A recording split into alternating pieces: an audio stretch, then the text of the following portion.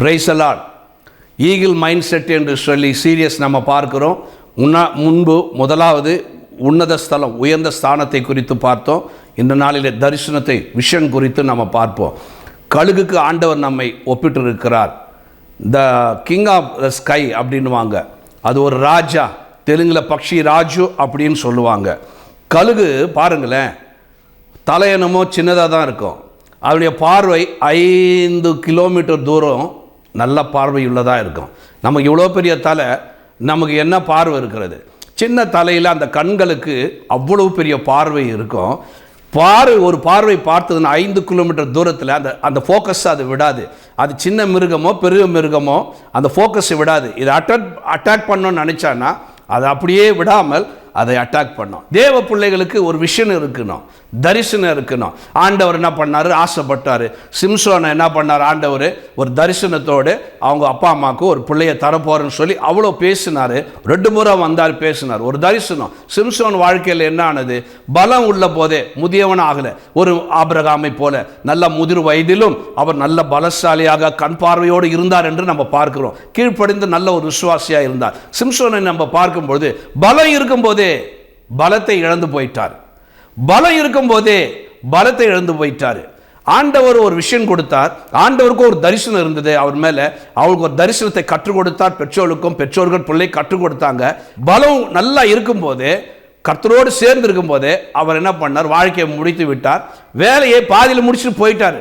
கடைசியில் அவர் என்ன பண்ணார்? கர்த்தரோட மன்னிப்பு கேட்டு போயிட்டார். கர்த்தர் வேலையை இன்னும் நிறைவேற்றி இருக்கலாம் என்று நான் நம்புகிறேன். அதனால் தேவ பிள்ளைகளுக்கு ஒரு தரிசனம் இருக்கணும். நம்ம உலகத்திலே இல்லை, ஆண்டவர் நம்மை உன்னதங்களுக்குரிய ஆசீர்வாதத்தினாலே அவர் நம்மை ஆசீர்வதித்து இருக்கிறார் என்று நம்ம பார்க்கிறோம். அதனால நீங்க பாருங்களேன், 10 பாகிஸ்தான் டெரரிஸ்டுகள் என்ன பண்ணாங்க? 26ஆம் தேதி நவம்பர் மாதம் 2008ஆம் ஆண்டு இந்தியாவுக்குள்ளே வந்து பாம்பேயில் இருக்கிற என்ன பண்ணாங்க? அந்த தாஜ் ஹோட்டலை, ரத்தன் டாட்டாவுடைய அவர்களுடைய அந்த தாஜ் ஹோட்டல் என்ன பண்ணாங்க? சின்னாபின்னப்படுத்தினார்கள் என்று பார்க்கிறோம். அதில் 166 பேர் சுமார் அதில் மரணம் அடைந்தார்கள். 300 பேர்கிட்ட அதில் காயம் அடைந்தார்கள் என்று நம்ம பார்க்கிறோம். என்ன பண்ணார்? ஒரு மனிதர். அவர் பாருங்களேன், நல்லா கஷ்டப்பட்டு முன்னேறினவர்.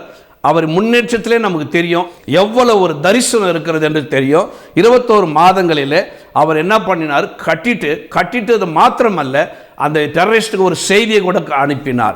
என்ன செய்தின்னா, மும்பாயுடைய ஸ்பிரிட்டை, மும்பாயுடைய விஷனை, மும்பாயுடைய ஸ்பிரிட்டை உன்னால் அழிக்க முடியாது, அந்த சோரத்தான் நீ அழித்தார் அப்படி சொல்லி 21 மாதத்தில் இது தரிசனம்.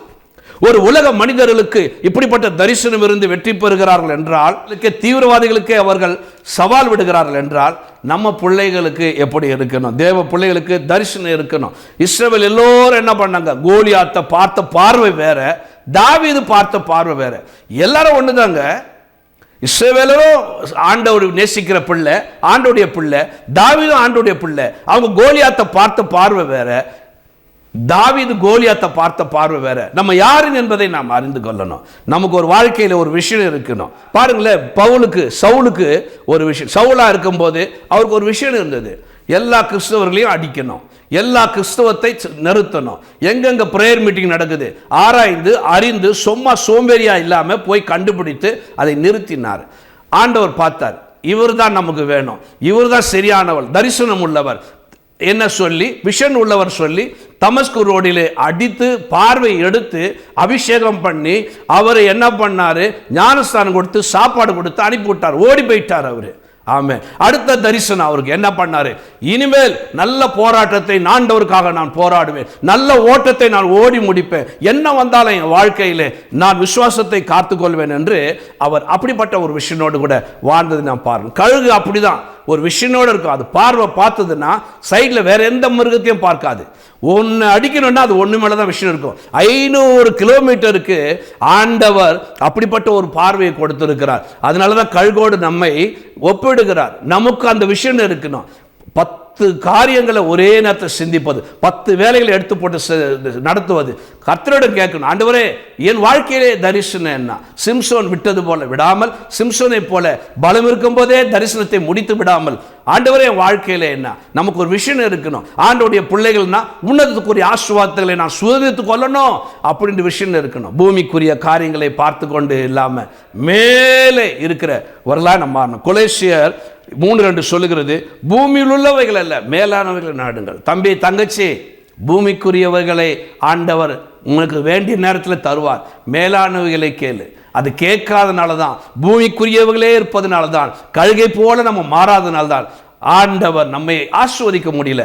பூமிக்குரியவர்கள் மேலானவைகள் நாடுகள். கர்த்தர் சொல்கிறார், மேலே பார் தம்பி, மேலே பார், உனக்கு ஒரு விஷயம் இருக்கட்டும், உனக்கு ஒரு தரிசனம் இருக்கட்டும். ஆமென். வேலை ஏதாவது ஒரு நடுவில் திருமணம் பெண்ணு வந்தால் தரிசனம் போயிடுது. இதை படித்து நான் முடிப்பேன், இந்த காரியத்தை நான் முடிப்பேன், இந்த டிகிரியை நான் முடிப்பேன், இந்த வேலையை நான் முடிப்பேன்னு தீர்மானம் எடுக்கிறார்கள். தரிசனம் வருகிறது. வாழ்க்கையிலே பூமிக்குரிய காரியங்கள் வரும்பொழுது தரிசனத்தை விட்டு விடுகிறார்கள். இந்த நாளிலும் கழுகை போல ஒரே தரிசனத்தோடு இருங்கள். பார்த்த பார்வை 500 கிலோமீட்டருக்கு தூரத்தில் அது பார்த்துருச்சுன்னா அது ஃபோக்கஸ்ல அங்கே தான் இருக்கும். அது வந்து சேர்ற வரைக்கும், அதை சாதிக்கிற வரைக்கும், அதை பிடிக்கிற வரைக்கும் தரிசனம். தேவ பிள்ளைகளுக்கு அப்படிப்பட்ட தரிசனம் இருக்கணும். தரிசனத்தோடு கழுகை போல ஒரு தரிசனம் விஷன் இருக்கட்டும். ஒரு விஷனோடு வாழுங்க. கர்த்தர் உங்களை ஆசீர்வதிப்பாராக.